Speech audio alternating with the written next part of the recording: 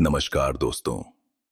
आज हम एक ऐसे इतिहास की यात्रा पर निकल रहे हैं जो आपको हैरान कर देगा, आपको सोचने पर मजबूर कर देगा। सोचिए, एक वक्त था जब यह बिहार की जमीन दुनिया की सबसे अमीर और ताकतवर जमीन थी। यहां से निकलकर साम्राज्यों ने पूरी दुनिया को हिला दिया था। नालंदा की विहारों में ज्ञान का आकाश छू रहा था। मगध की राजधानी से अशोक ने अहिंसा का संदेश दुनिया भर में फैलाया। लेकिन आज आज यही जमीन भारत की सबसे गरीब राज्य के रूप में जानी जाती है। कैसे हुआ यह सब? आखिर बिहार ने अपने इतिहास में ऐसी क्या गलतियां कर दी जिससे आज बिहार भारत का सबसे पिछड़ा राज्य बनकर रह गया है? और क्या बिहार कभी गरीबी से निकल भी सकता है? आज के इस वीडियो में हम इसे करीब से समझने की कोशिश करेंगे। दोस्तों, समय की घड़ी को पीछे मोड़कर 2500 साल पहले चले जाते हैं। 600 ईस्वी पूर्व गंगा के किनारे मगध का उदय हो रहा था। यह वह जमीन थी जहां से मगध का महान साम्राज्य शुरू हुआ। अशोक ने यहीं से अहिंसा का संदेश दुनिया भर में फैलाया। मगध सिर्फ एक राज्य नहीं था, यह ज्ञान का केंद्र था। और फिर आया गुप्त काल, सोने की नगरी का जमाना। बिहार दुनिया का सबसे अमीर इलाका बन चुका था, लेकिन इसकी सबसे बड़ी मिसाल थी नालंदा महाविहार। यहां 10,000 से ज्यादा विद्यार्थी पढ़ते थे। चीन से लेकर कोरिया तक के विद्वान यहां आते थे। यहां ज्योतिष, चिकित्सा, दर्शन, विज्ञान, हर विद्या का ज्ञान दिया जाता था। तक्षशिला के साथ नालंदा और विक्रमशिला बिहार को ज्ञान का तीर्थ स्थान बना देते थे। लेकिन फिर क्या हुआ? कैसे एक दिन यह सोने की नगरी अंधेरे में खो गई? यह कहानी शुरू होती है 12वीं सदी में। तुर्क आक्रमणकारी बख्तियार खिलजी ने नालंदा को आग लगा दी। हजारों पुस्तकें जल गईं। ज्ञान का आकाश धुआं बनकर उड़ गया। लेकिन यह सिर्फ शुरुआत थी। असली बड़ी घटना आई मुगल और फिर ब्रिटिश के समय में। ब्रिटिश आए और उन्होंने परमानेंट सेटलमेंट लगा लिया। 1793 में लॉर्ड कॉर्नवालिस ने जमींदारी प्रथा को और मजबूत कर दिया। बिहार के किसान, जो पहले खुद के मालिक थे, अब जमींदार के गुलाम बन गए। जमीन का लगान इतना ज्यादा था कि आम लोग और गरीब होते चले गए। बिहार का धन कलकत्ता के थ्रू इंग्लैंड भेज दिया जाता था। इंडिगो प्लांटेशन, नील की खेती, जिसमें किसानों को जबरदस्ती मजबूर किया गया। कभी बाढ़ आते थे, कभी सूखा पड़ जाता था, तो कभी फसल खराब होने की वजह से भुखमरी की हालत हो जाती थी। आजादी के बाद 1947 में जब भारत आजाद हुआ, तब भी बिहार में उम्मीद थी। लेकिन फिर क्या हुआ? जमींदारी एबॉलिशन तो हुआ, लेकिन नया सिस्टम आया जो बिहार के लिए कुछ अच्छा साबित नहीं हुआ। बिहार को नेग्लेक्ट किया गया। हैवी इंडस्ट्रीज को यहां नहीं लाया गया। वो सब जमशेदपुर, राउरकेला में चले गए। फ्लड कंट्रोल के लिए कोई बड़ी योजना नहीं बनी। कास्ट पॉलिटिक्स शुरू हो गई। दंगे, करप्शन, लॉ एंड ऑर्डर की बर्बादी। बिहार का नाम सुनते ही लोगों के मन में गरीबी, माइग्रेशन, बैकवर्डनेस के अलावा कुछ नहीं आता। अब आते हैं प्रेजेंट टाइम में। फरवरी 2026 में बिहार विधानसभा में इकोनॉमिक सर्वे 2025 से 26 पेश किया गया। फाइनेंस मिनिस्टर ने नंबर्स दिए और पूरा सदन हैरान रह गया। बिहार का जीएसडीपी यानी ग्रॉस स्टेट डोमेस्टिक प्रोडक्ट 2024 से 25 में करंट प्राइसेस पे 13.1% बढ़ा था। हां, 13.1%। देश का नेशनल एवरेज सिर्फ 9.8%। मतलब बिहार भारत से तेज ग्रो कर रहा था। जीएसडीपी की कीमत पहुंच गई थी 9,91,997 करोड़ रुपए। कांस्टेंट प्राइसेस पे भी 8.6% ग्रोथ, देश के 6.5% से ज्यादा। यह कोई छोटी बात नहीं। बिहार तेजी से बदल रहा था। सर्विसेज सेक्टर 58% से ज्यादा कंट्रीब्यूशन दे रहा था। मैन्युफैक्चरिंग और कंस्ट्रक्शन ने एग्रीकल्चर को पहली बार पीछे छोड़ दिया था। रोड्स बन रहे थे, बिजली पहुंच रही थी, नए एयरपोर्ट्स का सपना सच हो रहा था। पटना, बेगूसराय, मुंगेर जैसे डिस्ट्रिक्ट्स में तो ग्रोथ की हवा चल रही थी। लेकिन दोस्तों, यहीं पे कहानी का ट्विस्ट शुरू होता है। ये ग्रोथ का जादू था, लेकिन गरीबी का सच अभी भी वही था। बिहार अभी भी भारत का सबसे गरीब राज्य है। पर कैपिटा इनकम सिर्फ 76,490 रुपए, देश के नेशनल एवरेज का लगभग 37% ही। हर बिहारी का एवरेज इनकम दूसरे राज्यों के लोगों से 1/3 ही है। इकोनॉमिक सर्वे खुद बोल रहा था, बिहार ने ग्रोथ में सबको पीछे छोड़ दिया, लेकिन पर कैपिटा इनकम में सबसे नीचे था। क्यों? क्योंकि बेस बहुत नीचे था। पॉपुलेशन इतनी ज्यादा है कि हर नई रोटी हजारों लोगों में बंटनी पड़ती है। अब सोचिए, एक छोटी सी कहानी। पटना के एक मिडिल क्लास घर में एक युवक बैठा है। उसका per capita income district level पे 1,31,332 रुपये है। वह लैपटॉप पे काम कर रहा है, ऐसे ही चल रहा है, फ्यूचर ब्राइट लग रहा है।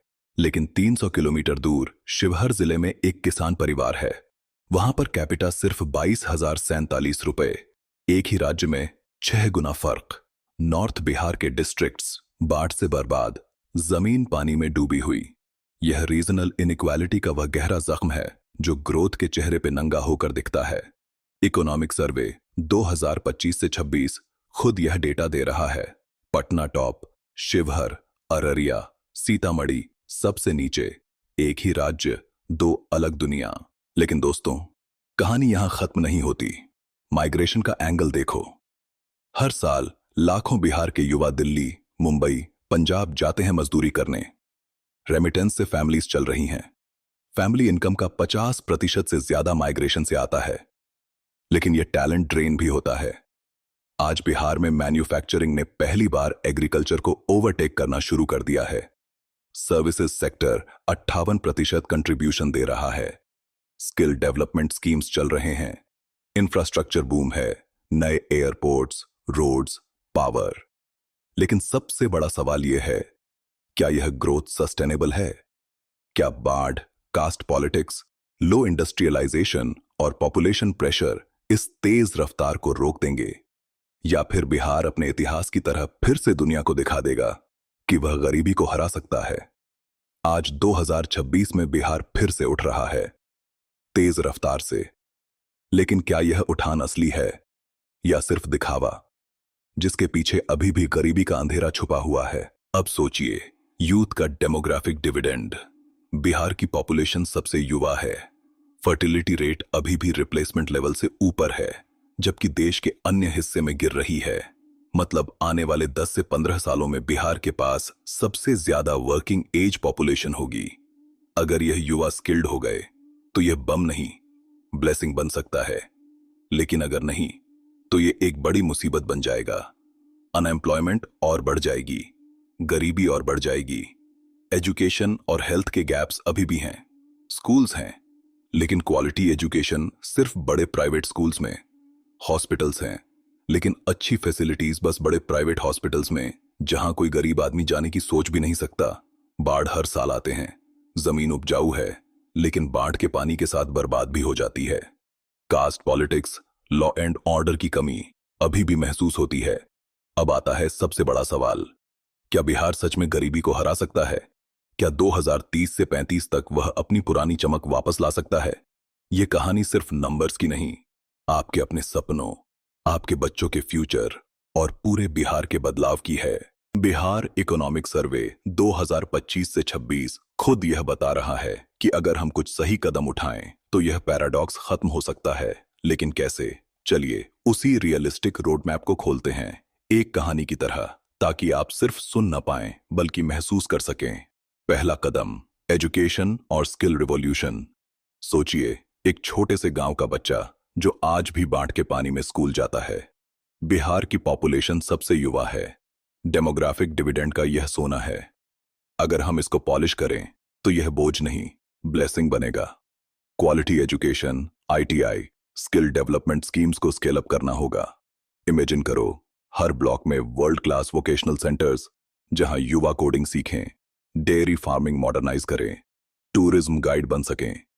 नीति आयोग के डेटा के मुताबिक अगर एजुकेशन गैप्स बंद हुए तो मल्टी डायमेंशनल पॉवर्टी 10 से 15% और गिर सकती है।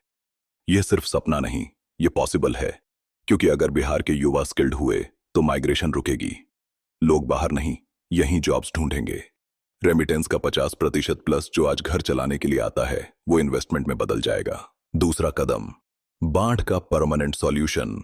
हर साल कोसी, गंगा, गंडक का वार नॉर्थ बिहार के डिस्ट्रिक्ट्स शिवहर, अररिया, सीतामढ़ी को बर्बाद कर देता है। जमीन उपजाऊ है, लेकिन पानी के साथ डूब जाती है। लेकिन दोस्तों, यह चैलेंज है तो इसका सॉल्यूशन भी निकाला जा सकता है। एम्बैंकमेंट्स को मॉडर्न बनाना, river linking projects, flood resistant crops, cold storage chains. अगर हम डच मॉडल अपनाएं, जैसे हॉलैंड ने अपने फ्लड्स को मैनेज किया, तो बिहार का एग्रीकल्चर 2 से 3 गुना उपजाऊ हो सकता है। फिशरीज पहले से 9.6 लाख टन प्रोडक्शन दे रही है। मॉडर्नाइज करो तो यह सेक्टर अकेला लाखों जॉब्स दे सकता है। क्लाइमेट चेंज का खतरा है, लेकिन अगर हम तैयार हुए तो यह डिजास्टर नहीं, अपॉर्चुनिटी बन सकता है। फ्लड कंट्रोल और एग्रीकल्चर मॉडर्नाइजेशन से नॉर्थ और साउथ बिहार का इनइक्वालिटी कम होगा और बिहार और तेजी से बढ़ सकेगा। तीसरा कदम, इंडस्ट्री और टूरिज्म का बूस्ट। मैन्युफैक्चरिंग ने एग्रीकल्चर को ओवरटेक करना शुरू कर दिया है। यह सेक्टोरल शिफ्ट गेम चेंजर है। अब प्राइवेट इन्वेस्टमेंट लाना होगा, ईज ऑफ डूइंग बिजनेस को और बेहतर बनाना होगा, इंडस्ट्रियल हब्स बनाना होंगे, food processing, textile, leather. Bodhgaya, Rajgir, Nalanda जैसे टूरिज्म स्पॉट्स को वर्ल्ड क्लास बनाना होगा। सोचिए, हजारों चाइनीज यात्री फिर से नालंदा आएंगे, लेकिन इस बार luxury hotels, eco tourism, spiritual retreats के साथ। बिहार का हेरिटेज दुनिया को अट्रैक्ट कर सकता है। क्रेडिट डिपॉजिट रेशियो लो है, लेकिन अगर बैंक और गवर्नमेंट मिलकर इन्वेस्टमेंट लाएं तो यह बदल सकता है। स्टार्टअप कल्चर को बढ़ावा देना होगा, युवा एंटरप्रेन्योर्स को फंडिंग, मेंटरशिप और सहयोग देना होगा। अगर यह हुआ तो जॉब्स यहीं बनेंगे, माइग्रेशन रुकेगी, इकोनॉमी सेल्फ रिलायंट बनेगी। चौथा कदम, बेटर गवर्नेंस और कास्ट पॉलिटिक्स से ऊपर उठना होगा। लॉ एंड ऑर्डर में सुधार हुआ है, कैपिटल एक्सपेंडिचर बढ़ाया गया है, रोड्स, पावर, एयरपोर्ट्स, लेकिन अब लॉन्ग टर्म विजन चाहिए। करप्शन को zero tolerance, transparent policies, private sector के साथ पार्टनरशिप। कास्ट बेस्ड पॉलिटिक्स को डेवलपमेंट बेस्ड पॉलिटिक्स में बदलो। हर सिटीजन को, चाहे वह किसी भी जाति का हो, इक्वल अपॉर्चुनिटी। यह सबसे मुश्किल कदम है, लेकिन सबसे जरूरी भी है, क्योंकि अगर गवर्नेंस मजबूत हुई तो बाकी सब अपने आप हो जाएगा। और सबसे बड़ा कदम, यूथ पावर को अनलॉक करना। बिहार के युवा ही इस बदलाव के हीरो हैं। अगर हम उनको स्किल्स, जॉब्स, एंटरप्रेन्योरशिप दें तो 2030 तक बिहार भारत के टॉप ग्रोइंग स्टेट्स में नहीं, बल्कि रोल मॉडल बन सकता है। इमेजिन करो 2035 का Bihar, per capita income national average से भी ज्यादा, गरीबी 10% से नीचे, कोई माइग्रेशन नहीं बल्कि रिवर्स माइग्रेशन। ज्ञान की नगरी फिर से दुनिया को इंस्पायर कर रही है। यह सपना नहीं, यह डेटा बैक्ड पॉसिबिलिटी है। इकोनॉमिक सर्वे खुद कहता है कि अगर यह रिफॉर्म्स हुए तो ग्रोथ सस्टेनेबल बन सकती है। लेकिन दोस्तों, यह सब सिर्फ सरकार नहीं कर सकती, आपका रोल भी है। हर एक बिहारी, चाहे वह बिहार में हो या दिल्ली मुंबई में माइग्रेशन कर रहा हो, को इस बदलाव का हिस्सा बनना होगा। वोट सोच समझ के देना होगा, अवेयरनेस फैलाना होगा, अपने बच्चों को एजुकेशन देना होगा, लोकल बिजनेस को सपोर्ट करना होगा, क्योंकि बिहार बदलेगा तो पूरा देश बदलेगा। आज की यह वीडियो खत्म होती है एक उम्मीद के साथ। बिहार की प्राचीन ग्लोरी कहीं खो गई है, लेकिन अब नई सुबह आ रही है। ग्रोथ का जादू अब पॉवर्टी एस्केप का सच बन सकता है। अगर हम फैक्ट्स एक्सेप्ट करें, चैलेंजेस फेस करें और एक्शन लें, तो बिहार फिर से दुनिया को हिला देगा। दोस्तों, आप क्या सोचते हैं?